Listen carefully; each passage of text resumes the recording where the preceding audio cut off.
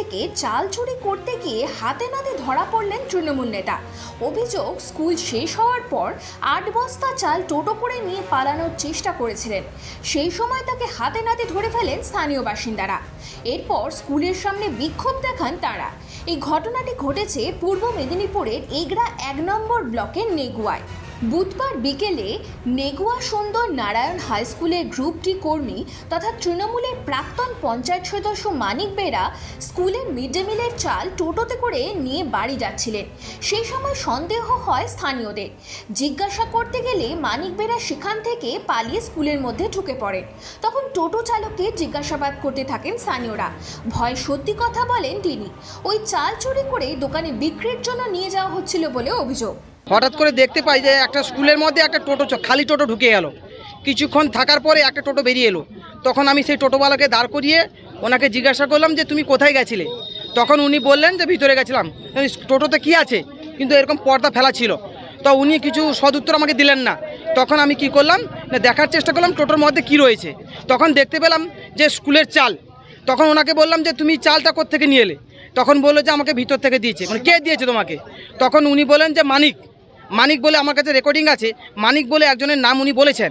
হ্যাঁ, তাই আমি ওনাকে, আমার এখানে গ্রামবাসীরা কিছু রয়েছেন, ওনারা কিন্তু ওনাকে আটকানোর পরে ওনাকে জিজ্ঞাসা করা হয়েছে যে তুমি চালটা কোথায় নিয়ে যাচ্ছ।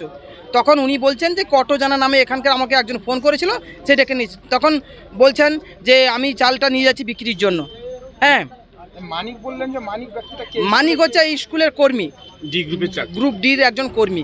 উত্তেজিত জনতা স্কুল ঘেরাও করে বিক্ষোভ দেখাতে শুরু করে। নেগুয়া পুলিশ ফাঁড়িতে খবর দিলে পুলিশ এসে টোটো চালককে আটক করে নিয়ে যায়। যদিও অভিযুক্ত তৃণমূল নেতা স্থানীয়দের অভিযোগ অস্বীকার করেন। উনি তো বলছেন স্কুল থেকে নিয়ে গেছে। আমি তো বললাম আপনাকে যে এটা রাজনীতি চক্রান্ত, এছাড়া অন্য কিছু না। তো আপনার স্কুল থেকে কি করে চাল বেরালো? আমার স্কুল থেকে আমি তো নিজে বলছি যে আমি যতক্ষণ ছিলাম কোনো চাল বেরালো। তাহলে এটা কি এলাকার মানুষ অভিযোগ করছে মিথ্যা? কি বলছে না বলছে সেটা হেড স্যার বলতে পারবে, বিডিও অফিসে যিনি মিড ডে মিলে দায়িত্ব আছেন উনি বলতে পারবেন। বিজেপি স্থানীয় মণ্ডল সভাপতি বিমল শেঠের দাবি, আগেও এইরকম চুরি হচ্ছিল, এবার সেটা প্রমাণ হলো। কিন্তু আজকে চুরি হয়েছে বলে, আজকে ধরা পড়েছে বলে চুরি হচ্ছে, এটা কিন্তু প্রমাণিত হলো।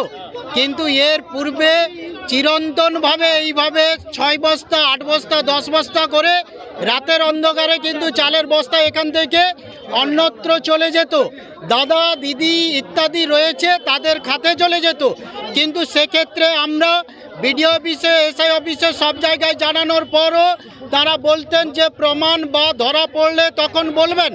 আজকে যখনই এই স্কুল থেকে চাল বোঝাই করে যখন এই টোটোতে করে যাচ্ছে, গ্রামবাসী কয়েকজন ছেলে যখন ধরে এবং ভিডিও ফুটেজ তৈরি করে, তখন কিন্তু এখানে গ্রামবাসী ঘিরে ফেলার পর আমাদের কাছে খবর যেতে আমরাও এসে পৌঁছাই এবং বিডিও অফিসে তার সিও যে আছেন শিববাবুকে আমরা ফোন করে জানাই।